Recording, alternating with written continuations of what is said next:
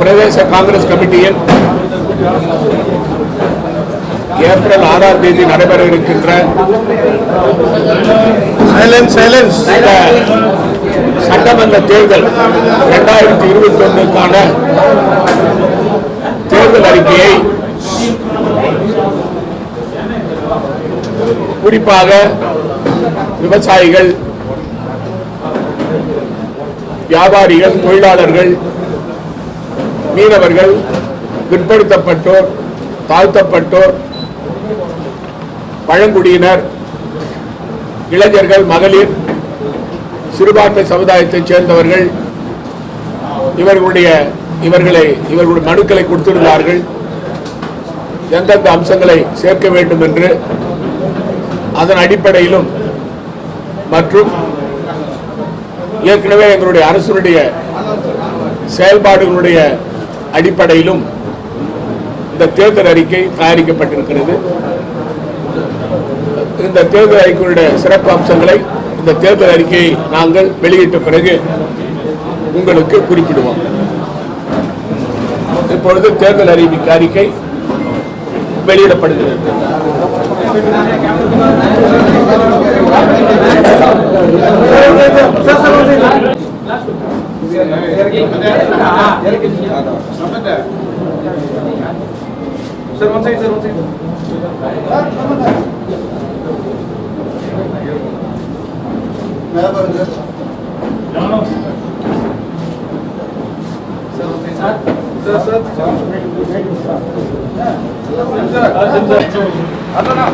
தேர்தல் அறிக்கையானது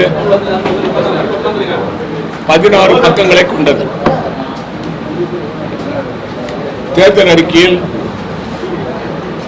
நாங்கள் துறை வாரியாக ஏற்கனவே எங்களுடைய ஆட்சி காலத்தில் நாங்கள் எந்தெந்த திட்டங்களை நிறைவேற்றி இருக்கிறோம் என்பதை முதலிலே சுருக்கமாக குறிப்பிட்டு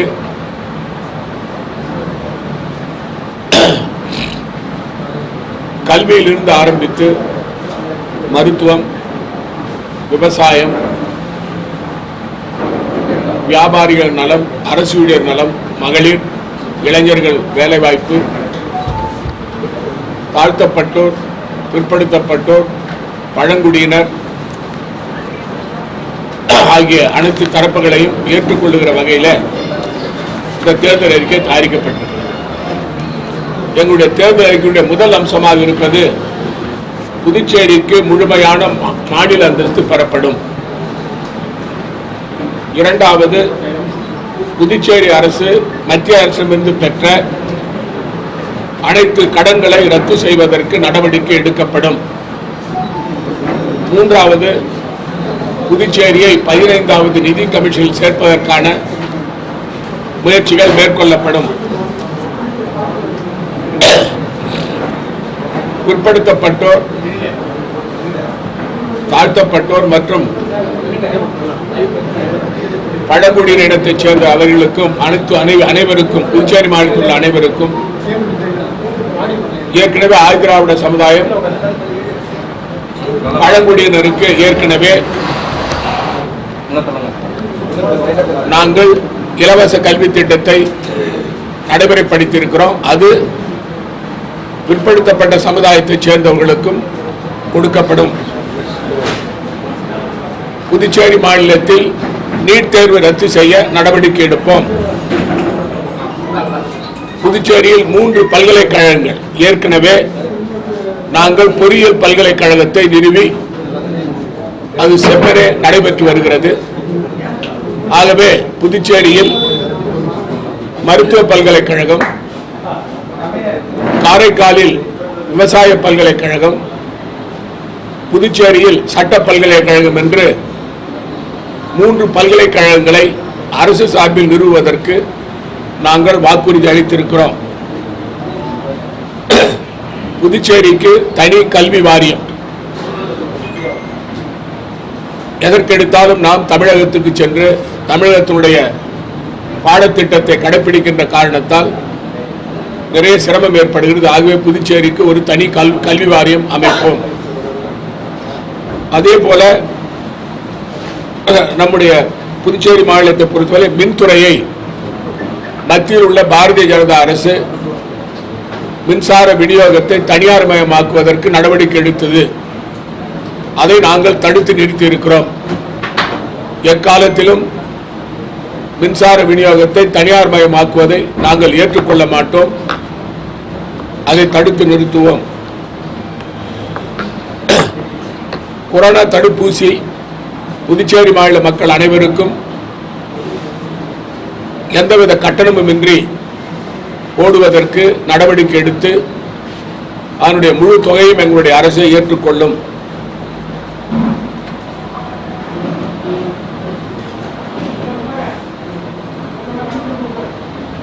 மூன்று விவசாய விரோத சட்டங்கள் மத்திய அரசு கொண்டு வந்து டெல்லியில் பல மாதங்களாக விவசாயிகள் போராடி கொண்டிருக்கிறார்கள். அந்த சட்டங்களை நாங்கள் ஏற்றுக்கொள்ள மாட்டோம். விவசாயிகளுக்கு மானியம் ஒரு ஹெக்டாருக்கு 25,000 ரூபாய் இப்பொழுது நாம் கொடுக்கிறோம். ஆனால் மத்தியில் உள்ள பிரதமர் தலைமையில் உள்ள பாரதிய ஜனதா அரசு 6,000 ரூபாய் கொடுக்கிறார்கள்.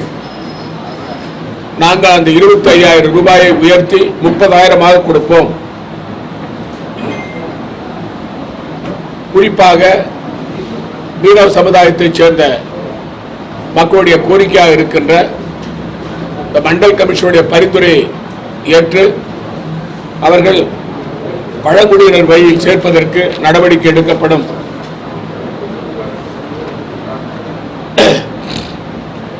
இயற்கை சீற்றங்களால் மீனவர்கள் இறந்தால் அந்த குடும்பத்திற்கு 10 லட்சம் ரூபாய் அரசே கொடுக்கும். தனியார் துறைகளில் வேலைவாய்ப்பை உருவாக்கி 75% புதுச்சேரி மாநிலத்தைச் சேர்ந்தவர்களுக்கு அளிக்க நடவடிக்கை எடுப்போம். 2022க்குள் காலியாக உள்ள அனைத்து அரசு பதவிகளையும் நிரப்புவதற்கு நடவடிக்கை எடுப்போம். ஆண்டுதோறும் சுமார் 4,000 மகளிர் சுயஉதவி குழுக்களுக்கு குறைந்தது 5 லட்சத்திலிருந்து 15 லட்சம் வரை கடன் வழங்குவதற்கு நடவடிக்கை எடுத்து அதற்கான மானியம் 2 லட்சம் ரூபாய் மாநில அரசு கொடுக்கும். மகளிருக்கு ஆண்டிற்கு ஒரு முறை அனைத்து மகளிருக்கும் இலவச மருத்துவ பரிசோதனை செய்யப்படும். புதுச்சேரியை ஏற்கனவே புதுச்சேரி மாநிலமானது குடிசை வீடுகளை கல்வீடாக மாற்றுகின்ற பிரதமர் ஆயுஷ்மான் பாரத் திட்டத்திலேயும் பெருந்தலைவர் காமராஜ் திட்டத்திலேயும் நாம் நிறைவேற்றி வருகிறோம். இந்த 5 ஆண்டுகளில் புதுச்சேரியில் உள்ள அனைத்து குடிசை வீடுகளையும் கல்வீடுகளாக மாற்றுவதற்கு நடவடிக்கை எடுப்போம். மகளிருக்கு கறவை மாடுகள் வாங்குவதற்கு 50% மானியம் வழங்கப்படும். புதுச்சேரியில் தொழில்நுட்ப பூங்கா மற்றும் பின்னலாடை பூங்கா நிறுவப்படும். மத்திய பாரதிய ஜனதா அரசு கொண்டு வந்த அந்த உத்தரவின்படி ரோடியர் பஞ்சாலை, சுதேசி பஞ்சாலை, பாரதி பஞ்சாலை மூடப்பட்டிருக்கிறது. அந்த 3 பஞ்சாலைகளையும் புனரமைத்து ஓய்வூதியத்துக்கு செல்லுகின்ற தொழிலாளிகளை விட்டு புதிதாக இளைஞர்களை வேலைவாய்ப்பை உருவாக்கி அந்த 3 மில்களையும் நடத்துவதற்கு நடவடிக்கை எடுப்போம். லிங்காரெட்டிப்பாளையம் கூட்டுறவு சர்க்கரை ஆலை புனரமைப்பதற்கு நடவடிக்கை எடுக்கப்படும். புதுச்சேரியில் உள்ள நகரப்பகுதி மற்றும் கிராம பகுதியில் உள்ள அனைத்து வீடுகளுக்கும் இலவச குடிநீர் கொடுக்கப்படும். தடையில்லாமல் கொடுக்கப்படும். மக்களின் பாதுகாப்புக்காக புதுச்சேரி நகரப்பகுதியில் உள்ள அனைத்து பகுதிகளிலும் கேமராக்கள் பொருத்தப்படும். கண்காணிப்பு கேமராக்கள் பொருத்தப்படும். முதியோர், விதவைகள், கணவனால் கைவிடப்பட்டோர் ஓய்வூதியம் 2000 5000 உயர்த்தி கொடுக்கப்படும். தியாகிகள் ஓய்வூதியம் 10,000 மாதத்திற்கு 10,000 உயர்த்தப்படும். தனியார் மருத்துவம் மற்றும் பொறியியல் கல்லூரிகளில் 50% இடஒதுக்கீடு பெறுவதற்கு சட்டம் நிறைவேற்றி நடைமுறைப்படுத்துவோம். இப்பொழுது அரசு துறைகளில் தற்காலிக பணியாளர்களாக இருக்கிறவர்கள், தினக்கூலி ஊழியர்களாக இருக்கிறவர்கள், இவர்களுக்கெல்லாம் பணி பாதுகாப்பு கொடுக்கின்ற அளவில் அவர்களுக்கு தற்காலிக பணியாளர்களுக்கு வேலைக்கு உத்தரவாதம் என்ற முறையிலே அவர்கள் நிரந்தரமாக்குவதும், தினக்கூலி ஊழியர்களை எம்டிஎஸ் ஆக்குவதற்கான நடவடிக்கை எடுக்கப்படும். பிஆர்டிசி அந்த நிறுவனமானது புனரமைக்கப்படும். அந்த தொழிலாளிகளுக்கு பணி நிரந்தரம் அளிக்கப்படும். புதுச்சேரியில் அரசு மற்றும் தனியார் துறைகளில்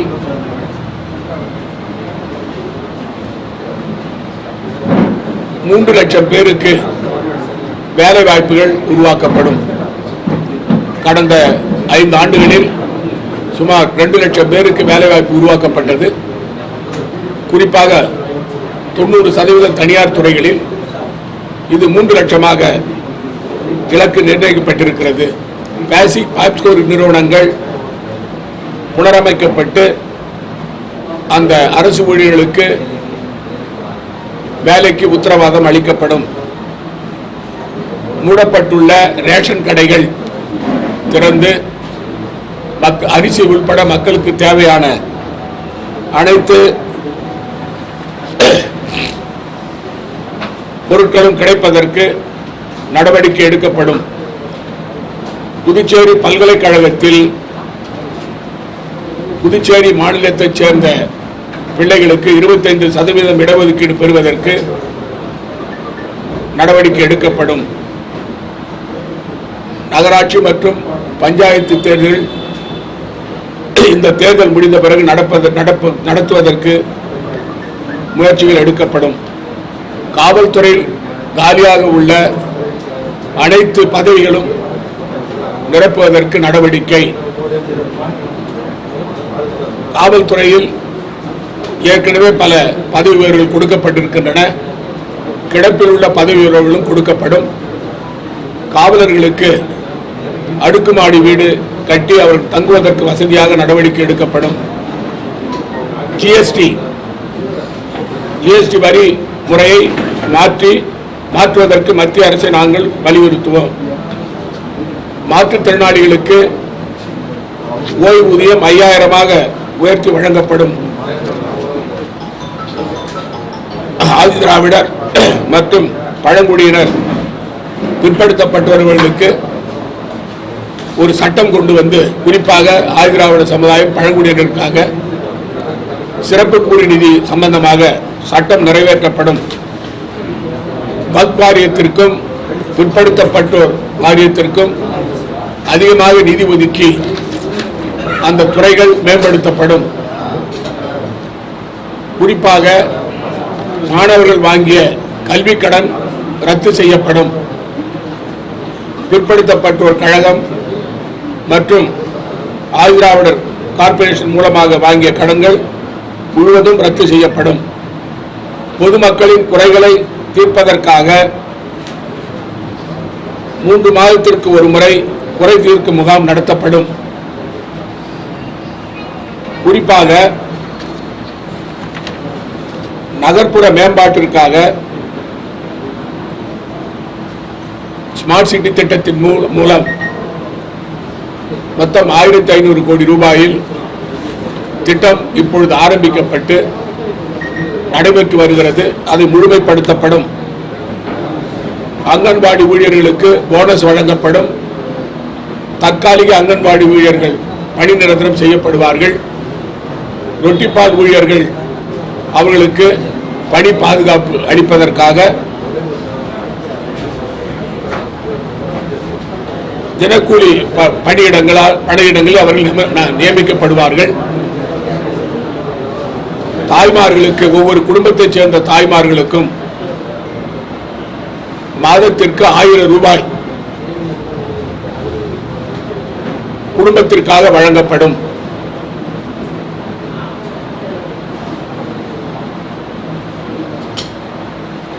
அரசு ஊழியர்கள் தேர்வுக்கான தேர்வு ஆணையமானது நிறுவப்படும். இப்படி நாங்கள் முக்கியமான அம்சங்களை சுமார் 74க்கு மேற்பட்ட அம்சங்களை குறிப்பிட்டு எங்கள் தேர்தல் அறிக்கையில் குறிப்பிடப்பட்டுள்ள அதனுடைய சாராம்சங்களை அந்த முக்கிய அம்சங்களை உங்களுக்கு விநியோகிக்கிறோம். நீங்கள் படிப்பதற்கு ஏதுவாக அது இருக்கும். அதை நீங்கள் இப்பொழுது பார்க்கலாம். அதை கொடுக்க சொல்லுங்க சார். ஹைலைட்ஸ் ஃபுல்லா படிக்கிறத விட 2 பேர் கொடுங்கப்பா.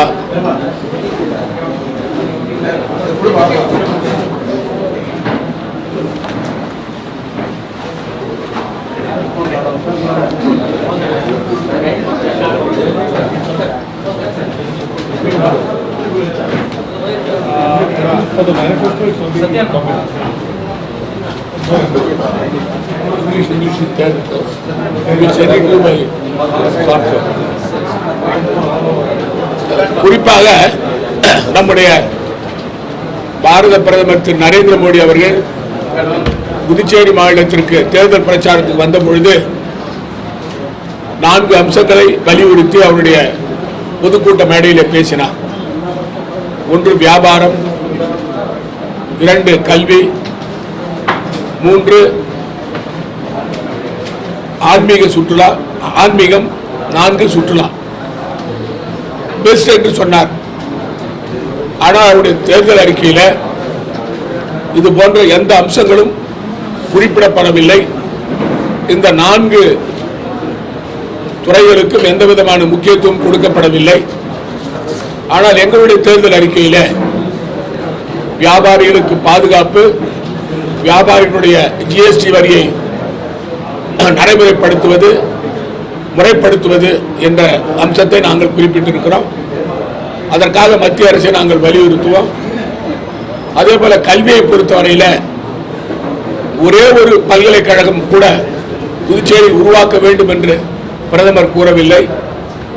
ஆனால் ஏற்கனவே நாங்கள் உருவாக்கிய தொழில்நுட்ப பல்கலைக்கழகத்திற்கு பிறகு 2 கோப்புகள் தயார் செய்யப்பட்டு விவசாய பல்கலைக்கழகம், சட்ட பல்கலைக்கழகம்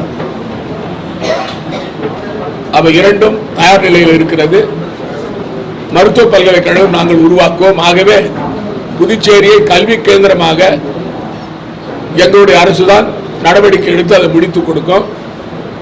அதே போல புதுச்சேரி ஆன்மீக பூமி, ஆன்மீக சுற்றுலாவை நாம் புதுச்சேரி மாநிலத்தில் வெகுவாக ஏற்றுக்கொள்கிறோம், அதை நடைமுறைப்படுத்துகிறோம். ஆகவே ஆன்மீகத்தை பொறுத்தவரையில் அவருடைய தேர்தல் அறிக்கையிலே ஒன்றும் இல்லை. சுற்றுலாவை பொறுத்தவரையில் 3 விதமான சுற்றுலா புதுச்சேரி மாநிலத்தில் இருக்கிறது.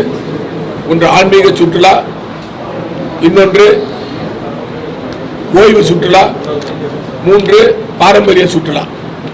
அதை 3ஐயும் நம்முடைய புதுச்சேரி மாநிலத்தில் நாம் அதற்கு முக்கியத்துவம் கொடுத்து நடைமுறைப்படுத்துகிறோம். பிரதமர் அவர்கள் சொன்ன எந்த அம்சமும் அவருடைய தேர்தல் அறிக்கையில் குறிப்பிடப்படவில்லை. ஆனால் எங்களுடைய தேர்தல் அறிக்கையில் எல்லா தரப்பு மக்களுக்குமான வாழ்க்கைக்கு உத்தரவாதம் கொடுக்கின்ற அம்சங்களை நாங்கள் குறிப்பிட்டிருக்கிறோம்.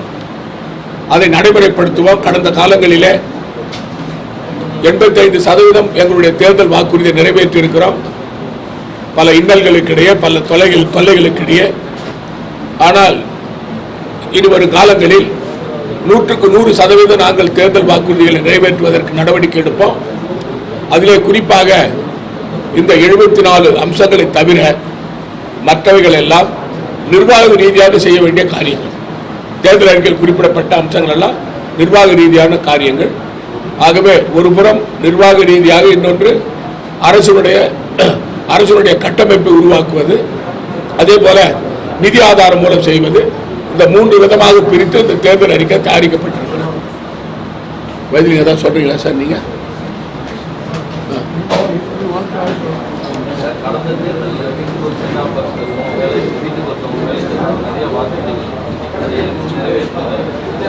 அதாவது உங்களுக்கு இப்பதான் 3 லட்சம் பேருக்கு வேலை வாய்ப்புன்னு சொல்லியிருக்கிறோம். அதனால அது நடவடிக்கை அதாவது சில அம்சங்கள் நம்ம நிறைவேற்ற முடியல, அதுக்கு நடவடிக்கை எடுக்கும் சொல்லிடுறோம். அது 85% நிறைவேற்றி இருக்கிறோம், மீதி செய்வேன்னு சொல்றோம்.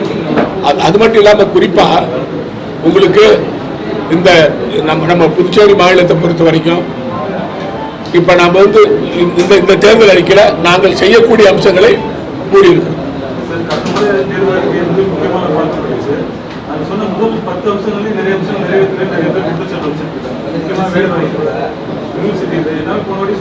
சார் யூனிவர்சிட்டி வந்து இப்போ டெக்னிக்கல் யூனிவர்சிட்டி கொண்டாந்துருக்கிறோம். அது வந்து இப்போ டெக்னிக்கல் யூனிவர்சிட்டி குறிப்பாக அந்த பல்கலைக்கழகமாக உருவாக்கப்பட்டிருக்கிறது. வேலை வாய்ப்பை பொறுத்த வரைக்கும் காவல்துறை, அதே போல நம்முடைய கல்வித்துறை, மருத்துவத்துறை, அரசு பணியாளர் துறை, மின்சாரத்துறை இங்கெல்லாம் நியமிச்சிருக்கிறோம். வேலை செய்யறாங்க, ஆசிரியர்கள்லாம் இருக்கிறாங்க. மருத்துவர்கள் நியமிச்சோம். அதே போல மருத்துவ பொறியாளர்கள் நியமிக்கப்பட்டிருக்கிறார்கள். அரசு பணிகள் நியமனம் செய்யப்பட்டிருக்கிறார்கள்.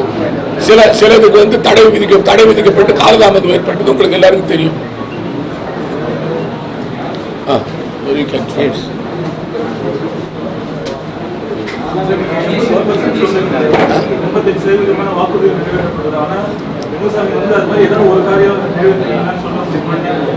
அதாவது முன்னாள் முதலமைச்சர் ரங்கசாமி அவர்கள் வந்து நாங்க ஒவ்வொரு ஆண்டும் மக்கள் மத்தியில் பகிரங்கமா எங்களுடைய தேர்தல் வாக்குறுதியை நிறைவேற்றியதற்கான என்னென்ன நிறைவேற்றுகிறோம் சொல்லி பத்திரிகையில கொடுத்திருக்கிறோம். 4 வருடம் கொடுத்திருக்கிறோம் தொடர்ந்து. அதுல வந்து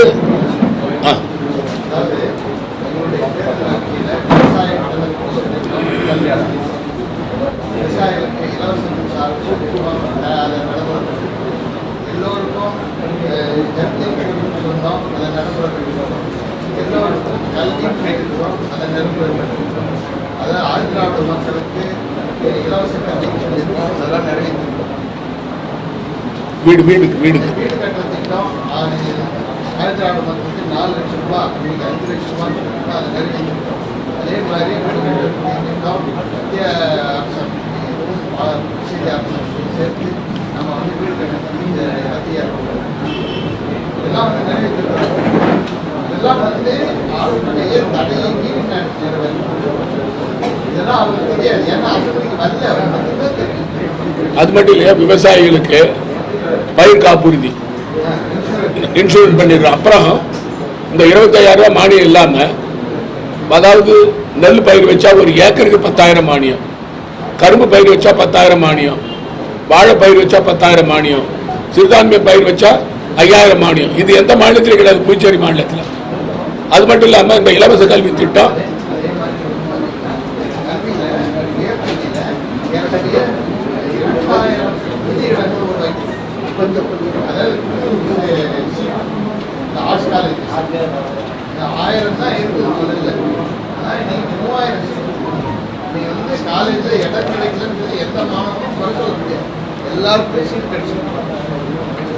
அதே போல மருத்துவத்தை பொறுத்த வரைக்கும் சார், இப்ப இந்த கொரோனா தொற்று காலத்தில் புதுச்சேரி மாநிலம் வெளிப்புற சிகிச்சையில் முதன்மையான மாநிலம் என்று அவார்டு வாங்கியிருக்கிறோம். அது மட்டும் இல்லாம இந்த கொரோனா தொற்று காலத்தில் எந்த ஒரு நோயாளி கொரோனா பாதிக்கப்பட்டு சென்றால் இலவச மருத்துவம் செஞ்சிருக்கிறோம். மற்ற மாநிலத்தில் கிடையாது. இப்படி அதாவது உங்களுக்கு குறிப்பா சுற்றுலா மேம்பாடு புதுச்சேரி மாநிலத்தில் கோவாவுக்கு அடுத்த பிறகு புதுச்சேரி மாநிலம் இருக்கு. அதுக்கு முக்கியமான காரணம் அந்த கட்டமைப்பை உருவாக்கி இருக்கிறோம். இந்த மெரினா இருக்குது, பீச் மெரினா இருக்கு பாருங்க. அதே போல இந்த கொரோனா தொற்று காலத்தில் கூட மிக சிரமப்பட்டு, உங்களுக்கு தெரியும், எங்களுடைய அரசுடைய வருமானம் குறைஞ்சு கூட அரசு ஊழியர்களுக்கு முறையா சம்பளம் கொடுத்துருக்கிறோம், சம்பளத்துக்கு நிறுத்தல. அதே போல அந்த அவங்களுக்கு நிவாரணம் கொடுத்துருக்கிறோம். ஒரு குடும்பத்துக்கு 2,000 ரூபாய் கொடுத்துருக்கிறோம். கட்டுமான தொழிலாளி இன்னும் 2,000 ரூபாய் கொடுத்துருக்கிறோம். அரசுக்கு வருமானம் இல்லாத அந்த சூழ்நிலையில் இது வந்து ஒரு முறை வந்து பல மாநிலம் உங்களுக்கு தெரியும் சம்பளமே கொடுக்கல. கேரளா 70% கொடுத்தாங்க, ஆந்திரா 50% கொடுத்தாங்க, தமிழ்நாடு அகவிலைப்படி எடுத்துட்டாங்க. தெலுங்கானா 50% கொடுத்தாங்க. ஆனால் புதுச்சேரி மாநிலத்தில் முழுமையாக சம்பளத்தை அரசு ஊழியர்களுக்கு கொடுத்தோம். இந்த அரசு உதவி பெறும் பள்ளி ஆசிரியர்களுக்கு பணத்தை ஒதுக்கணும். அது தடுத்து நிறுத்தது யாருன்னு உங்களுக்கு தெரியும். இவ்வளவு சிரமங்களுக்கு இடையிலும் மக்கள் நல திட்டங்களை கட்டுமான இந்த மேம்பாலம் கட்டியிருக்கிறோம். எத்தனை மேம்பாலம் கட்டியிருக்கிறோம்? அந்த ஒழுதக்கீரை பாளையத்து மேம்பாலம் கட்டி முடித்தோம். அருமாத்தபுரம் மேம்பாலம், திருக்காஞ்சி மேம்பாலம், பரிக்கல்பட்டு மேம்பாலம் கட்டி முடிச்சிருக்கிறோம், திறந்திருக்கிறோம். குடிதண்ணீர் 14 குடிதண்ணீர் தொட்டி திறந்திருக்கிறோம். காமராஜ் மணி மட்டும் முடிய அளவில் இருக்கு. மேரி கட்டணம் திறந்திருக்கிறோம். காரைக்காலில் நேரு மார்க்கெட்டு திறந்திருக்கு. காரைக்காலில் நீதிமன்ற வளாகம் புதுசா கட்டி திறந்திருக்கிறோம். இதெல்லாம் எங்களுடைய அரசனுடைய செயல்பாடுகள், சாதனைகள்.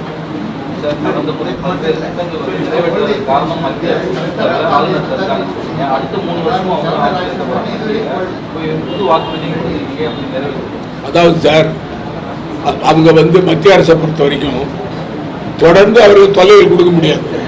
உங்களுக்கு தெரியும். அது தொல்லை கொடுத்தது யார் காரணம்? தொழிலாளர்கள் காரணம். அது மட்டும் இல்லை, இப்ப இருக்கிற நம்ம மாநில அந்தஸ்து கேட்கறதுக்கு காரணம் என்னன்னாங்க, தமிழ்நாட்டை பொறுத்த வரைக்கும், தமிழ்நாட்டில் டெல்லி அரசாங்கத்தை பொறுத்த வரைக்கும் ஆளுநருக்கு எல்லா அதிகாரத்தையும் கொடுத்துருக்கிறாங்க. குறிப்பா பாரதிய ஜனதா கட்சி தன்னுடைய தேர்தல் அறிக்கையில மாநில அந்தஸ்தை பற்றி சொல்லல.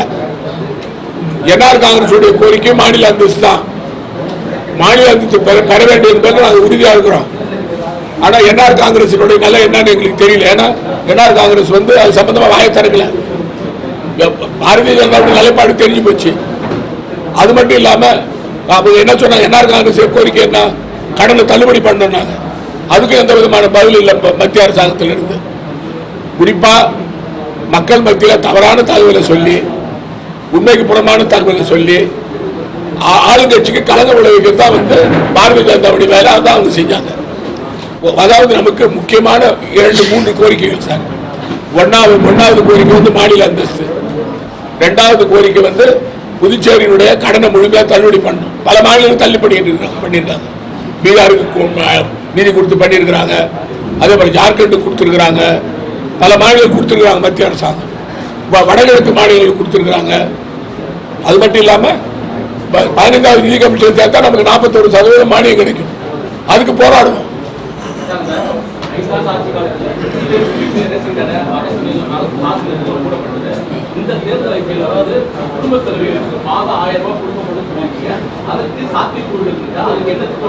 அதாவது உங்களுக்கு எங்களுடைய நிதி ஆதாரத்தை பெருக்குவதற்கு நடவடிக்கை எடுப்போம். அதன் மூலமாக இந்த திட்டத்தெல்லாம் நிறைவேற்றுவோம். உங்களுக்கு புதுச்சேரி மாநிலத்தில் மட்டும்தான் 11% வளர்ச்சி. மோடி அரசாங்கத்தில் வளர்ச்சி 7% தான். அது மட்டும் இல்லாம 95% எங்களுடைய நிதியை நாங்கள் செலவு பண்ணிக்கிறோம் ஒவ்வொரு வருஷமும். மரியாதைக்குரிய ரங்கசாமி அவர் முதலமைச்சராக இருக்கும்போது 75% கூட செலவு பண்ணது கிடையாது. இப்ப சொல்றாரு, எங்க அரசை குறை சொல்றாரு. அவர் முதலமைச்சராக இருக்கும்போது தானே மில்லு மூடந்து, அவர் முதலமைச்சராக இருக்கும்போது லிங்காவட்டி பாலம் ஆலை மூடந்து, அவர் முதலமைச்சராக இருக்கும்போது தானே பேசிக் பேப்ஸ்கோவுக்கு ஆட்களை வச்சது, விதிமுறை மீறி வச்சது. யார் காரணம்? அதுக்கு அவர் எங்களை குறை சொல்றதுக்கு காரணமே கிடையாது. அதை சரி செய்வதாக தான் நாங்கள் பார்த்துக்கிட்டு இருக்கோம்.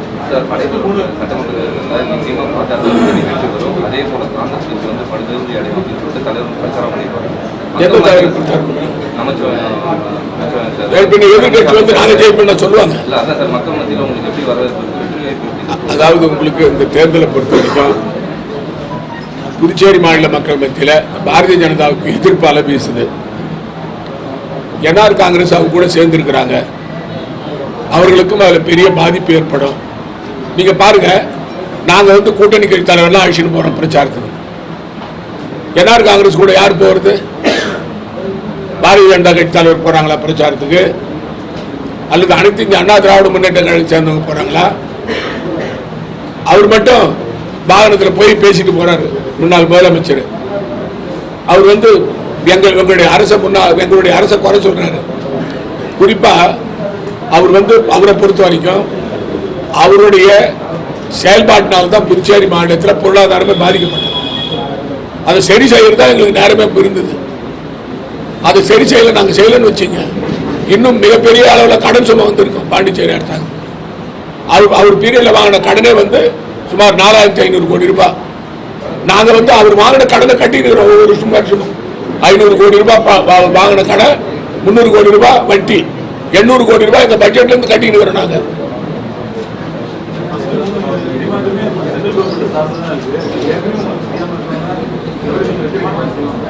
சார், அதாவது உங்களுக்கு மத்திய அரசை வலியுறுத்தி நாங்கள் செய்யறதுக்கான நடவடிக்கை எடுப்போம். ஏன்னு சொன்னா எல்லா மாநிலமும் வந்து மத்திய அரசு தான் கோரிக்கை வைப்பாங்க. மத்திய அரசு கோரிக்கை வச்சு செய்ய சொல்லுவோம்.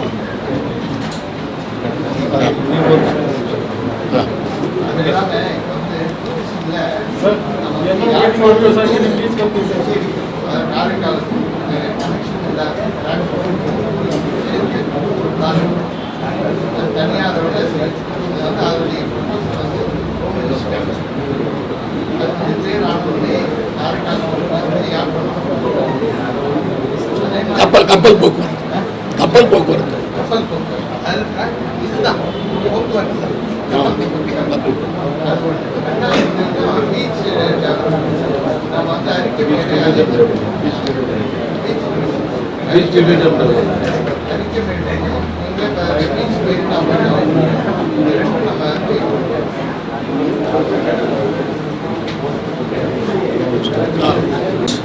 Now Moili ji is going to address. Friends, our former Chief Minister, no, our Chief Minister has illustrated what he has done, what Congress is going to do it in future. Manifesto should be based on facts and evidence. And manifesto which is not based on facts and evidence is baseless. Look at the manifesto and BJP manifesto. I just saw in the newspaper. They say that it is the best. They are going to give the best. Till today, after they came to power at Delhi, till today they are given the worst. How can you all of a sudden make the worst the best? Other point is that they landed this country and countrymen and poor people into difficulties. Then there is a job loss after they come to power because of the GST, faulty GST law, demonetization and the bad handling of the COVID. As many as 25 crores of youths lost jobs. How do they provide jobs now? They are totally destroyed. Very same Pondicherry state, what is their contribution? It is totally negative. And negative cannot be transformed into positive. Chief Minister and our government was obstructed in every state. They assaulted the federalism. Not only in Pondicherry, of course, all over the country. How many governments they removed? By defection, by their high-handedness, by flouting anti-defection laws. How do they say that they allow this government to function?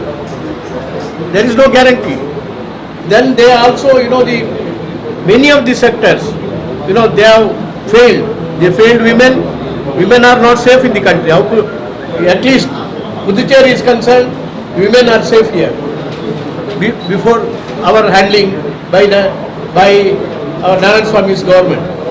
Whereas everywhere you go, women are not safe. Minority are not safe. Students are in a worst position. They are not getting the scholarship from the banks. How do they say that issue? And jobs I already told you. So that is why these. And she has when before releasing the BJP manifesto by Nirmala Sitharaman, she owes explanation to people of Pondicherry. For withholding the grant, I will come back to it later. But I will have few things to say to expand the manifesto, which is already released by us now. Number one, under the education, you can also read that the establishment of a knowledge city. This can be a big knowledge hub, and that is what our manifesto speaks about it. And we are capable of, because whatever the educational institution, medical institution which are established by Congress party, you can find them today in Pondicherry. Is there one institution, extra institution they have sanctioned all these 6 years? 6 or 7 years? No. Jumwar or whether it is the Institute of Technology or anything. And also the new renovated court buildings. These are all the contributions by the Congress party at the center and contribution by the state government. Then one more thing under the health, you may kindly supplement it, amend it by saying that, and there will be there will be health,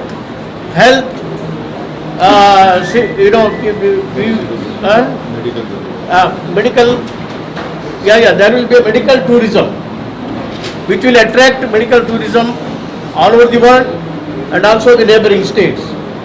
This has lot of potential, and that is another highlight which I would like to, what is said, I am only going to amend that and add it. This is how, then tourism circuit. Particularly there are pilgrim tourism. We have the Karaikal Shani Temple. We have the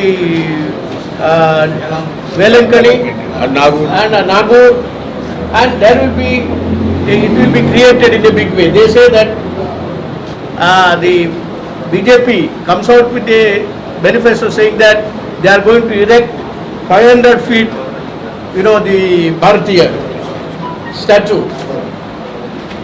But what has happened to Ahmedabad, where Narendra Modi no doubt built a statue for Sardar Vallabhbhai Patel. He built a stadium for Vardhan, and he now named it as Modi Auditorium. Like that, hopefully we will not one day come out with the Narendra Modi statue in Pondicherry. Hopefully he won't come out with that. But I must tell you that it is our UPA 1 and 2 which gave a classical language status to Tamil language for the first time. The Congress party which has given. And in an institute in Tamil Nadu also, an institute for development of classical language of Tamil was established. Have they done anything for the Tamil development or any Dravidian language development? There should be some performance, at least some semblance of performance to claim that we have done this, we are going to do this. Culture and development is concerned, this government contribution, government of India, the BJP government contribution is zero. They have not done anything except speaking about it. Like that, you can just see that we have, in addition to the industries and all, we'll also supplement that we are going to have SEZ in Pondicherry, where it will be a hub of infrastructure to create industries, that is the concept of Congress party in the government of India. We established, crores and crores of rupees industries have come up all over the country, and we are going to have some such SEZ concept and SEZ city created in Pondicherry, so that it can create lakhs and lakhs of jobs. In addition to that, I would like to, because this is a holy land, Pondicherry, we have, in the August 1954, the dream of mother was spelled out. What she said, there should be somewhere on the earth a place which, I am quoting mother's quotation, which no nation could claim as its own, where all human beings of goodwill who have a sincere aspiration could live freely as the citizens of the world and obey one single authority, that of the supreme truth, a place of peace, concord and harmony, where all the fighting instincts of man would be used exclusively to conquer the causes of his sufferings and miseries, to surmount his weakness and ignorance, to triumph over his limitations and incapacities, place where the needs of the spirit and the concern for progress would take precedence for the satisfaction of desires and passions, the search for pleasure and material enjoyment, unquote. This is what Mother Earth said. That is how, the earth was brought from all the land soils, all over the world, all over the country, and it was poured into the earth. Here. I must tell you that, Auroville. That is what Auroville, is created. I must tell you that, this is, BJP comes here, they will destroy everything. They live on hatred. They live on vengeance. They live on dividing the country. The very principle of Indian National Congress of Mahatma Gandhi is that Vasudhaiva Kutumbakam. We treat the members of the entire universe as our own. But what is the BJP doing? Ever since they came to power, there is violence everywhere. Even the international bodies have warned the government of India on perpetuating the violence. So I think Pondicherry, God save, the mother save Pondicherry from such interference, gross indulgence in immoral practices, unethical practices, and I think this has to be remembered, particularly at the time when you would like to, they would like to declare Hindi, Hindu, and also Hindustan. This is their divisions. They want to create divisions. But I don't think the people of, I have gone through that, talked to a number of people in Puducherry. They think that Congress alone, that why the Congress continue to rule this state, it is because of this universal message. Universal message given by Mahatma Gandhi. Universal message given by Jawaharlal Nehru. Universal message given, this is, other day, our Prime Minister Narendra Modi went to Bangladesh. There, that has been created, Bangladesh was created because of this great sacrifice of Mukti Bahini chief, Mujibur Rahman. And it was supported by our great leader like Indira Gandhi. She even stopped the 7th fleet was coming, it came to the Indian Ocean. She stopped it. That boldness, she stopped the movement of even America collaborating with Pakistan. But Bangladesh was created because of that. Here, I don't know, there should be a limit for lies. Every time, he goes there and says that he gives in speeches that, he conducted satyagraha, jail, because he wanted liberation. There was the time for holding satyagraha in India or anywhere.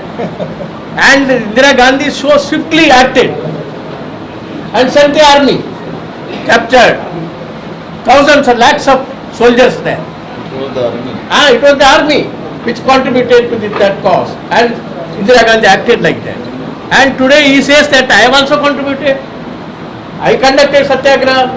I think there are a lot of, in social media, a lot of stories are coming after that.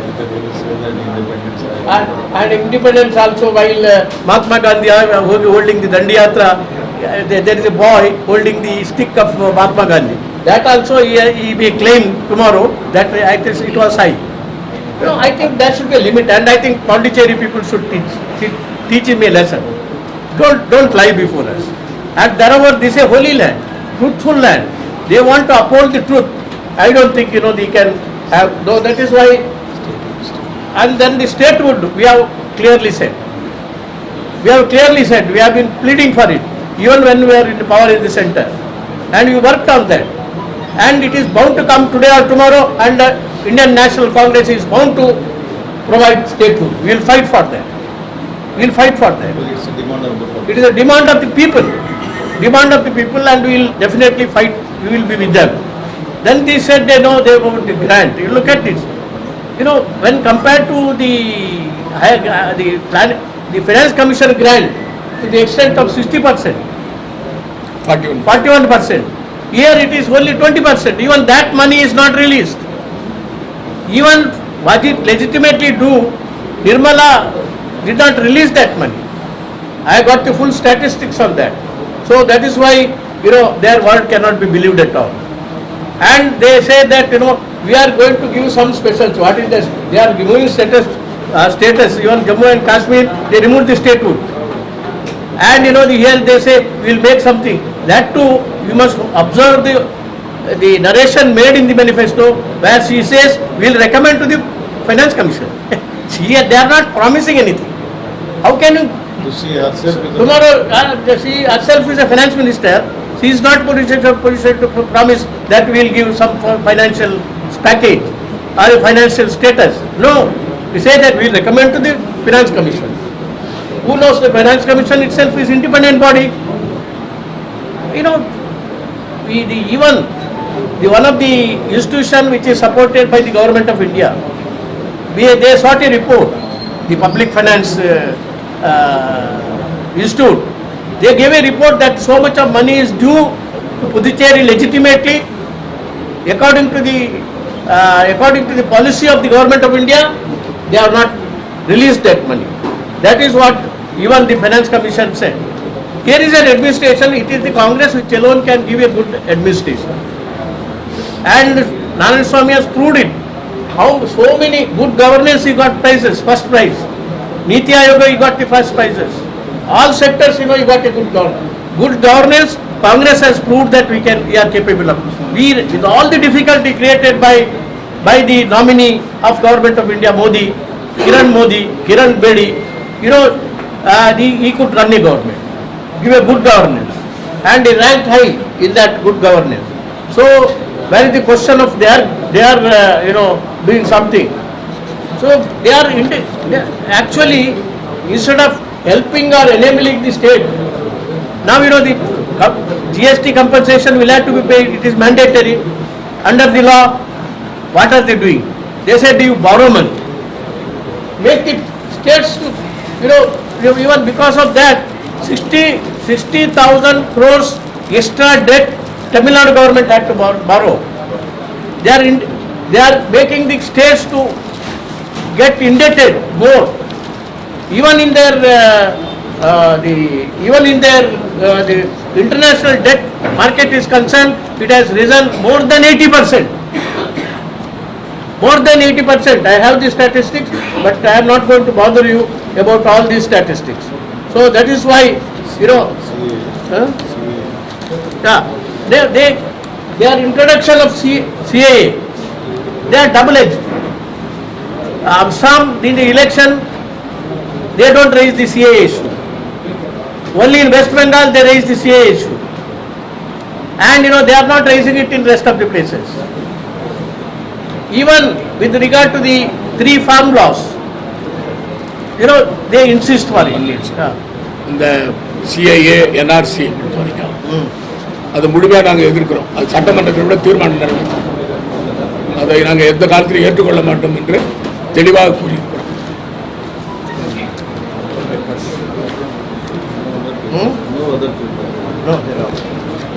So, in any sector, Government of India failed Pondicherry and Pondicherry people. I don't think they can claim that we are going to do this and that to this place. They failed in all sectors, and even on corona handling, handling is concerned. You remember, it is because of in the initial stages corona spread because of the personal ambition of Narendra Modi. He wanted Trump to come here, eulogize him, and conduct a big mega festival. It is only immediately he left, Trump left, he declared lockdown. And lockdown, after declaring lockdown, he said you clap it or you can ring the bell. They are giving the bell, and within 20, he said on the first day, you remember, first lockdown he promised the people of country that within 23 days corona will disappear. Like demonetization. And because of all these things, how much people suffer because of the migration from place to place. They lost jobs. Migration took place in a big way, and this is what even in petroleum sector is concerned. By 2030, According to Congress, I was petroleum minister. By 2030, we wanted to make this country self-sufficient on petroleum, on gas production. And they collected 24 lakh crore after 2014 by means of excise duty, which includes the money collected by the state governments, excise duty, surcharge and everything, 23. Whereas Congress, in order to reduce the price, stabilize the price, we used to give every year 5,50,000 crores. 5,50,000 crores to stabilize the price. Even though the crude oil price was the highest at that time, we ensured that it was all given with the cheaper thing. Then and also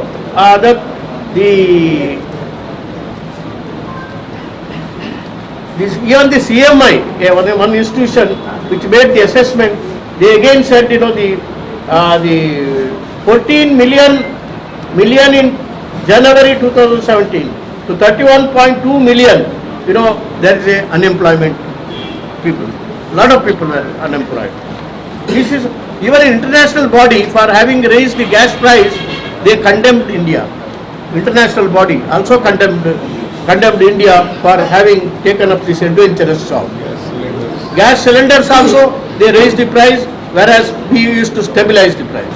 So that's why it's very important that the Pondicherry, which messed up and created job losses, created production losses, created GDP losses, cannot come back here and to create hatred in this. They removed our chief minister by nominated MLAs. Otherwise, I think full credit should go to our Congress government headed by Narayan Swamy for giving the full stable 5 years rule.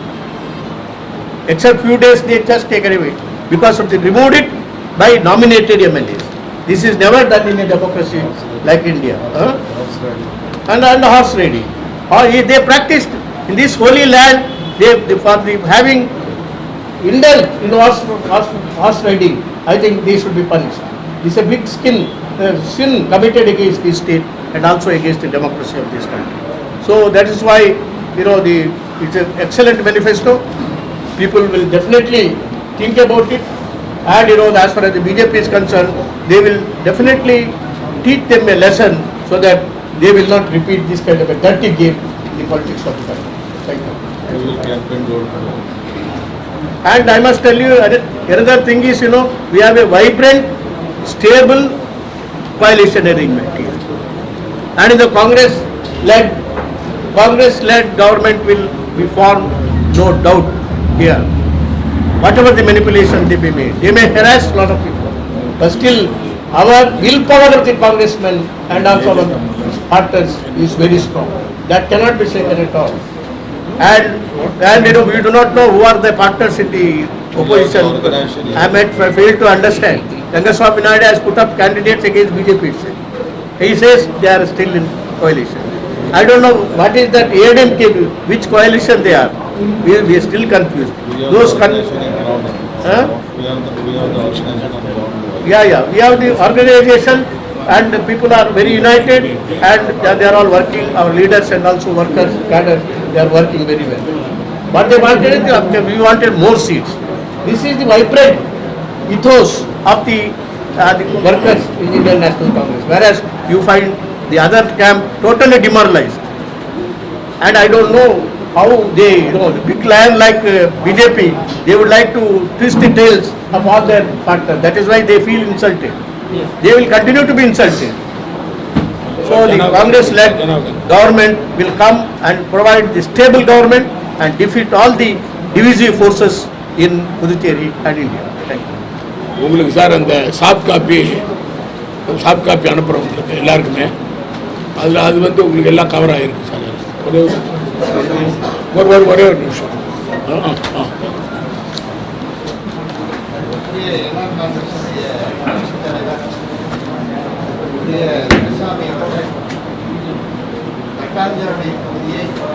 முதலமைச்சர் தொகுதி என்று இருக்கிறார். அதே நேரத்தில் 7ஆம் நிலையில் அவர் போட்டியிடுகிறார். அதே அமைப்பை முதலமைச்சர் தொகுதி என்று சொல்வார்களா அல்லது ராஜினாமா செய்யக்கூடிய தொகுதி என்று சொல்வார்களா என்று ஒரு பெரிய கேள்வி இருக்கிறது. அது மட்டுமல்ல, ஏனாம் பகுதியில் போட்டியிடுகின்ற அவர் ஏனாம் மக்களுக்காக என்ன செய்ய போகிறார் என்று எதுவுமே கூறப்படவில்லை. எல்லாவற்றிற்கும் மேலாக நேற்றைய தினம் நம்முடைய கிருஷ்ணாராவ் அவருடைய நெருங்கிய நண்பர்களுடைய வாகனத்தில் ஏறக்கூடிய 1 கோடி ரூபாய் என்று சொல்லக்கூடிய பணம் பறிமுதல் செய்யப்பட்டிருக்கிறது. இது அந்த பகுதிக்கு செல்லக்கூடிய பணம் என்பதில் ஐயனுடைய அப்படிப்பட்ட ஒரு நிகழ்ச்சி தான் இணையதளத்தில் நடந்திருக்கிறது. இதை உன்னிப்பாக கருத்து ஆந்திர மாநிலத்தில் இருக்கக்கூடிய அரசாங்கம் முழுமையாக நடவடிக்கை எடுத்து